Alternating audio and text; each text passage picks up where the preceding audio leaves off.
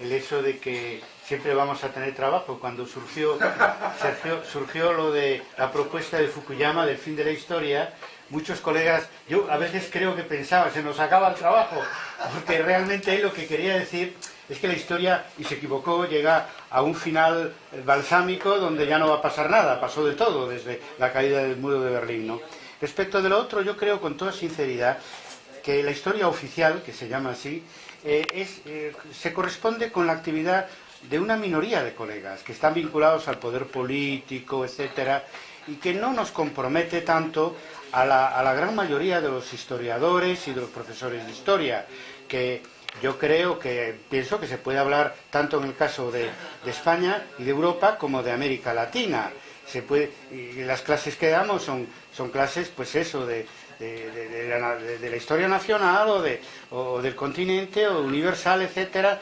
Y yo creo que en ese sentido, si puede haber una historia oficial, y yo me opondría también, sería una historia académica. Ahora, hay colegas que legítimamente pues se vinculan al poder político y hacen una historia para satisfacer esos intereses, ¿no? Y después cambia el partido que está en el gobierno y pueden en algún momento pues cambiar su interpretación histórica.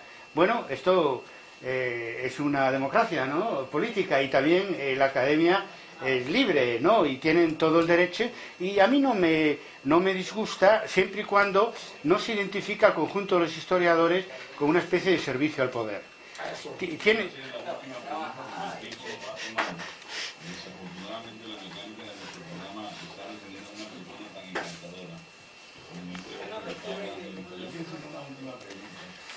¿Usted cree que el legado católico, la Iglesia católica, de alguna manera ha sido un gran legado de la colonia para nuestro pueblo? ¿Cuál cree que ha sido el papel de la Iglesia desde el punto de vista de la evolución que ha tenido nuestro país en relación a la religión?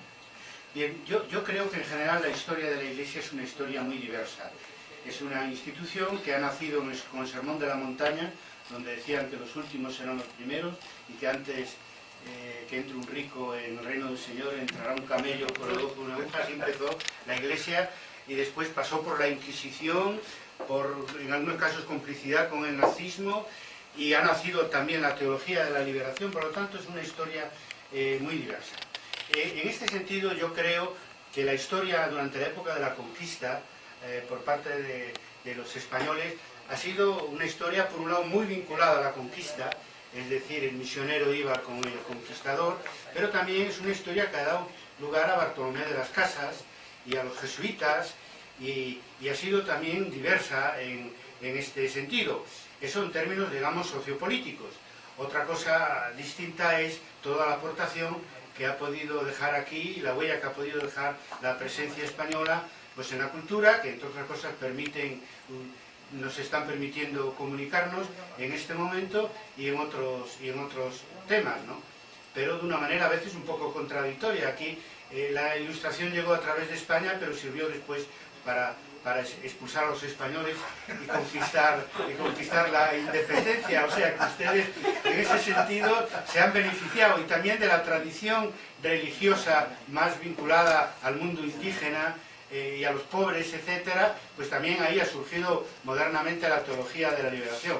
Por lo tanto, una herencia diversa, pero yo no evitaría, digamos, criticar lo que ha sido la complicidad de la Iglesia con conquistas y atrocidades. El Vaticano, incluso el Papa actual y el anterior, ha llegado a pedir perdón por la Inquisición y por muchas cosas. ¿Por las cruzadas? Por las cruzadas. Barros. Bueno, aquí estamos muchos barros que venimos de Galicia y de Portugal. Sí, es un apellido gallego-portugués. Y a mí me da mucho gusto encontrarlos aquí, gallegos y portugueses, sí. Un abrazo desde Barranquilla y muchas gracias. Yo tengo un cuento famoso sobre los gallegos son los pastuzos colombianos, los gallegos españoles. Y la mayoría de los cuentos de pastuzos y de gallegos son hechos por gallegos y pastuzos. Fíjate este cuento, ¿verdad? En un pueblito cercano a la provincia de Galicia, el alcalde municipal recibe un telegrama urgente que dice: movimiento telúrico trepidatorio posiblemente 7 en escala de Richter detectado en su zona. Localizar epicentro e informar alteraciones con la flora y la fauna. Varias semanas después llega la respuesta del alcalde municipal a sus superiores en Galicia, que dice: epicentro fue localizado y arrestado. Ya confesó y está preso. Esperamos órdenes superiores. En cuanto al amigo telúrico, quedó muerto en el lugar de los hechos.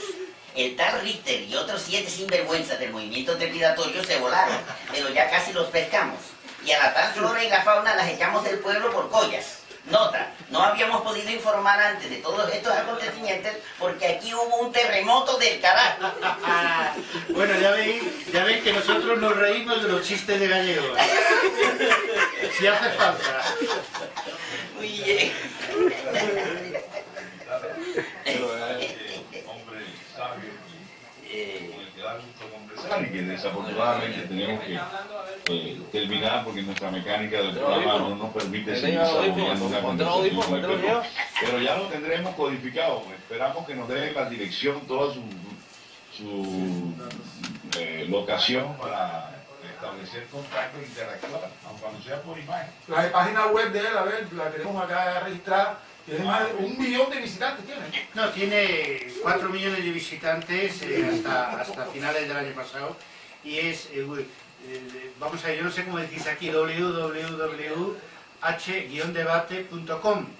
De todas maneras, a mí se me localiza en cbarros@guanadu.es. Bueno, eso queda atrás, inclusive el teléfono de su casa, Juan Carlos, el teléfono de la casa. ¿Y se puede decir aquí en público? No, mejor. Para que no me llamen. Vete a saber cualquiera por ahí, ¿no? De la casa del Checo. Para venderme De algo. la casa del Checo. ¿Qué quiere la casa del Checo? La oficina. Tronco de casa.